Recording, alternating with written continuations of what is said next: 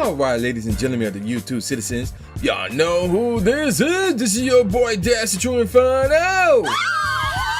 Back at it with another Throwback Tunes on another Thursday. And I am reviewing Enter the Wu-Tang, and in parentheses 36 Chambers. So yes, you all know who made this album, obviously. It's the Wu-Tang Clan, obviously. So this joint came out November 9th, 1993. And this was done by Loud Records. And yeah, that's it, Loud Records. So the producers involved here was RZA, RZA obviously, Old Dirty Bastard, and Method Man, and that's pretty much it. Alright, so let's take a look at the charts. It was 41st on the Billboard 200.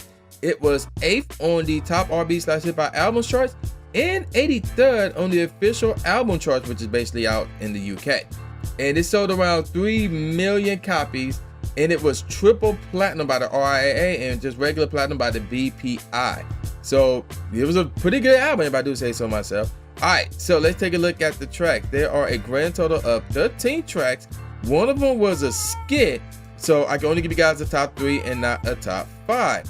Also, before I moved on, now, if you got this album and you got it outside the US, then the skit, which is the last track off this album, was replaced with an actual song, or you could say a version of a song that's already existed on the album. So that's interesting. We'll get more on that, as I go through the track listings. But we're gonna stick with the original USA album, not any other version, anything like that. Now, let's look at some accolades. Oh my gosh, there's a lot of accolades real quick. So, About.com, let's see. In 2008, About.com put this in their 100 greatest hip-hop albums list.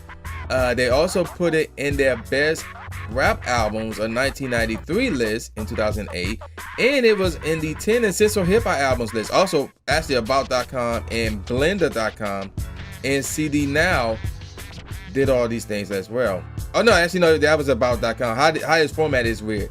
Moving on, Blender put it in 2003, put it in their 500 CDs you must own before you die out list. And going back to About.com, the 100 greatest hip hop albums, it was ranked 4th, and it was ranked number 1 on their best rap albums of 1993, and it was ranked 4th on the 10 essential hip hop albums list. So that's pretty interesting. Blender just got on their 500 CDs you must own before you die list, and they put this on their 100 greatest albums, American albums of all time list at number 59 back in 2009. CD Now put it on their hip hop's 25 greatest albums by the year 1980 to 1998, putting this at number 1. And Dance Deluxe out in Spain put this on their 25 best hip hop records, putting it at number 5. And DJ Mag in the UK put this on their top 50 most influential dance albums since 1991, put this at number 38. This ain't a dance album, but whatever. Ego Trip in the USA put this on their hip-hop's 25 greatest albums by the year 1980 to 1998 at number 1. GQ in the UK put this on their 100 coolest albums in the world right now, and that was done in 2005, by the way, and it was 35th on their list. Oh, I'm gonna butcher this name. Helsingin Sanomat out in Finland put this on their 50th anniversary of rock list. Juice out in Australia put this on their 100 greatest albums of the 90s list, putting this at number 40. Ooh, I'm gonna butcher this one. Les and Rock You, Les and Rock Tibos out in French put this in their 50 years of rock and roll list, which is weird, in the 100 best albums from 1986 to 1996, putting it at number 59. Mojo did the following 3 out in the UK, that is. The 100 greatest albums of our lifetime from 1993 to 2006. It was 62nd on their list, and it made both the Mojo's 1000, the Ultimate CD Buyer's Guide, and the Mojo Collection 3rd edition. Now, I'm gonna butcher this one. Muccio Selvaggio, hope I said that correctly, out in Italy, put this on their 100 best albums by decade, and this made their top 20. New Musical Express out in the UK put this on their top 100 albums of all time, putting this at 82nd. Nude as the News, based in the USA, put this in the 100 most compelling albums of the 90s, putting it at number 61. Paul Morley out in the UK put this on his Words and Music 5 times 100 greatest albums of all time list. Pitchfork Media in the US put this in their top 100 favorite records of the 90s, putting it at number 36. Q in the UK put this on their 90 best albums of the 1990s. And Record Collector, based in the UK as well, put this on 10 classic albums from the 21 genres of the 21st century list. Robert Demry, how you pronounce his last name, from the USA put this on his 1001 albums you must hear before you die list. Rock and Folk Magazine out in France put this on their best albums from 1963 to 1999 list. Rock Deluxe out in Spain put this in both their 150 best albums of the 90s, putting it at number 25, and the 200 best albums of all time, putting this at 178. Rolling Stone, there's two, one in the US and one in Germany. The US put this in their 500 greatest albums of all time list, putting it at 387. The 100 best albums from the 90s, putting it at number 29. The Incenso recordings of the 90s list as well. And the Rolling Stone in Germany put this on their 500 best albums of all time list, putting it at 453.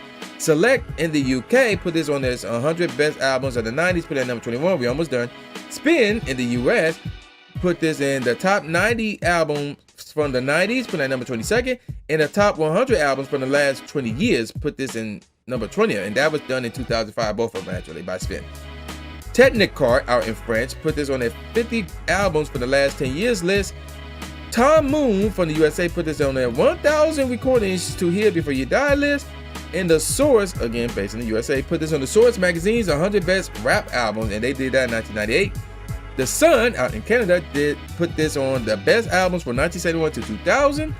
Vibe from the US put this in their 100 essential albums of the 20th century, and the 51st albums represent a generation, a sound, and a movement list. And lastly, Visions magazine out in Germany put this on the most important albums of the 90s, putting it at number 67.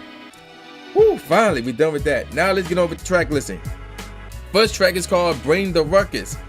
And the next track is called Shame on a Nigga, followed by Clan in the Front. Now, before I move on, Duh, as in DA, that's for Bring the Ruckus and Clan in the Front. Track number 5 is called Wu-Tang 7 Chambers, followed by one of the 4 singles right here, Can It Be All So Simple, followed by Duh, as in DA, The Mystery of Cheese Boxing, without the G, but with the apostrophe, followed by Wu-Tang Clan Ain't Nothing to F With. Of course, they don't say the F, they don't say F, they actually said the word in the actual song, but Nothing, N-U-T-H-I-N-G, T-A, and Ain't, obviously A-I-N apostrophe T, and With, without the H. Cream is next, you know, the acronym, C-R-E-A-M, another single, followed by another is that a single? Yes, there is another single, which is called Method Man. Obviously, we all can tell who did this one, just Method Man by himself, and that was it. Track number 10 is another single called Protect Your Neck, with the Y-A, obviously. Followed by Tears with the Z. Track number 12 is called Wu-Tang 7 Chambers Part 2. And last, we got Conclusion, which is the only skit off this album. So again, if you got this album outside the US, Conclusion was replaced with Method Man Skunk Mix. So yeah, they just remixed that Method Man track. So there you go with that. All right, let's get on with the single. So the first single is called Protect Your Neck. This joint came out May 3rd, 1993. And let's see, this was the first Wu-Tang song bringing together the original 4 members and 4 others, excluding Master Killer, who has not yet joined. Now, it was originally released in December 14, 1992 as part of the Protect Your Neck / After the Laughter Comes Tears single. When it created an underground buzz, Wu-Tang signed with Loud Records and released it on May 3rd with Method Man, the other single that we're going to talk about in a second, on its B-side. So there you go with that. Now, I don't see anything else aside from the fact that it was featuring video games like True Crime, New York City, and Skate 2. And the single even made some accolades as well, as it made the Source 100 best singles list, and in 2010 September, Pitchfork Media included the song at number 5 on their top 200 tracks from the 90s. And it was also on the television series The Defenders, doing the fight scene between all 4 defenders in the hand. So that's pretty interesting as well. And there's a music video for this as well. Now, no, it didn't make the charts. It had to make the charts. There's no way a song like that did not make the charts. And Protect Your Neck, it did make the charts. Oh, it did not make the charts. Oh, wow. Actually, there was another version called Protect Your Neck, the Jump Ball, that did make the charts. But apparently this one did not. So that is shocking. All right, the next single off this album is called Method Man. So this joint came out August 3rd, 1999, and there is a remix for this one, and this was featured on Method Man's debut album, Tycho, which I believe I talked about that exact song already. And that's pretty much it. I don't recall there being a music video. I think there is a music video. Yeah, there is a music video for this. And it did, remember says it correctly, it did make the charts. Yeah, it was 69th on the Billboard Hot 100, 40th on the Hot R&B/Hip Hop Songs charts, and 17th on the Hot Rap Songs charts. So there you go with that. The next single is called Cream. So Cream came out January 31st, 1994. All right. Originally titled Lifestyles of the Mega Rich, the track was recorded around 1991. It consisted of Raekwon's and Inspectah Deck's verses. A La Mathematics, a Wu-Tang Clan DJ, said in an interview for Ambrosia for Heads that the song must have had at least 4 verses. Unlike most tracks on Enter the Wu-Tang, Cream, along with Can It Be Also Simple, we'll talk about that in a second, and Tears, contains a somber and more relaxed style with lyrics that focus on storytelling, which is obviously, if you hear the songs, you can tell that. There is a music video for this as well. Not much info behind this song. It obviously do got a pretty good legacy without question. And let's take a look at the charts. It was 60th on the US Billboard Hot 100, 32nd on the US Hot R&B/Hip Hop Songs charts, and number 8 on the US Hot Rap Songs charts. And it was gold, selling around 500,000 copies. So yeah, there you go with that. The fourth and final single is called Can It Be Also Simple. This one came out February 22nd, 1994. And there is a remix with new lyrics can be found on Raekwon's debut album, Only Built for Cuban Links, which I heard is pretty good. And yeah, anything else? Nothing much here in regards to background info. And did it not make the charts? It did make the charts. It was 82nd on the Hot R&B/Hip Hop Songs charts and 24th on the Hot Rap Songs charts as well. And that's pretty much it with that. All right, so with all that out the way, I'm about to give you guys my favorite tracks off this album from worst to first. Tears is the worst song off this album, only by comparison. The tempo is cool, the melody/sample is cool, bass is cool, the kick is borderline cool straight, the snare is cool, and the songs, and you expect this a lot. There's gonna be a lot of skits at the beginning of the majority of some of these songs rather. And this one starts at the 22nd mark. That's when the song starts. But overall, the track is still cool nevertheless. Wu-Tang, 7th Chamber Part 2. Tempo is cool, the melody/sample is straight, the synth bass is cool, same with the kick, the snare is really cool, overall the track is cool. Clan in the front, the tempo is cool, the melody is straight as the pianos don't sound right here in my opinion. The bass is cool, the kick is really cool, the snare is cool, and the actual song comes in at the 1 minute and 20-second mark. Overall the track is cool. The Mystery of Cheese Boxing. The tempo is excellent, the melody is cool but a bit lackluster. The bass is cool, the kick is straight as it was a bit weak. The snare is cool, and the song starts at 9 seconds into the track, and overall the track is cool. Can It Be All So Simple? The tempo is cool, melody is cool, the bass is really cool.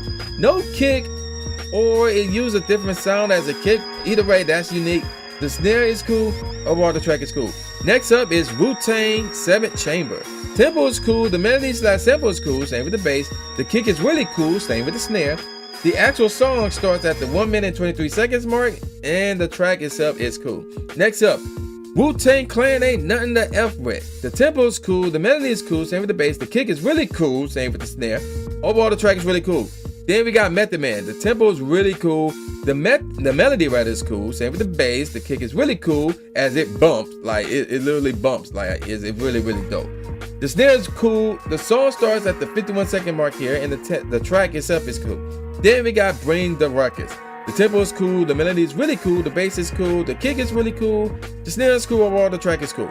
Now I'm about to give you guys my top 3 tracks off this album. 2 of them are pretty obvious. The third best track off this album is Shame on a Nigga. The tempo is really cool. The melody/sample is cool, but it only exists during the hook and the ending. But either way, it was still cool nevertheless.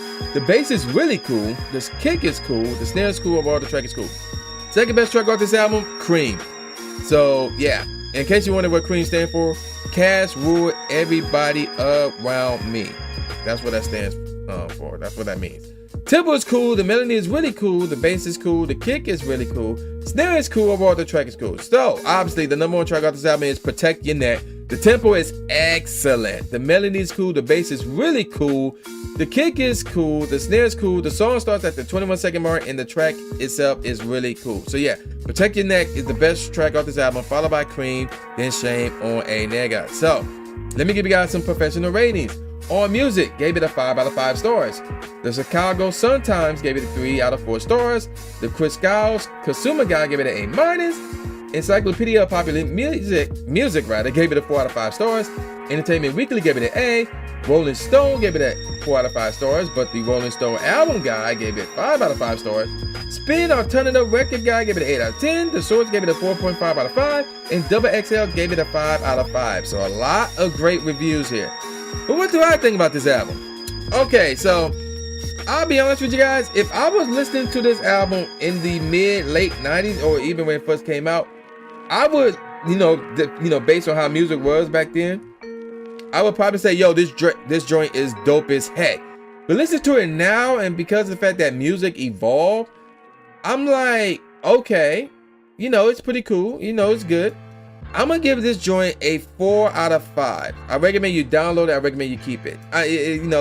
There's nothing outside of Cream and Protect Your Neck. There's nothing here that's like, really stands out. That's really remarkable to me. But it's still a great album. And again, I'm gonna give this a 4 out of 5 stars. I recommend you download it and you keep it. So I'm gonna call it a wrap. And with all that said, y'all know who this is. This is boy New J Gatsby, aka New Stephen A. Smith, saying peace out, y'all, and I'll see y'all next time. Yeah.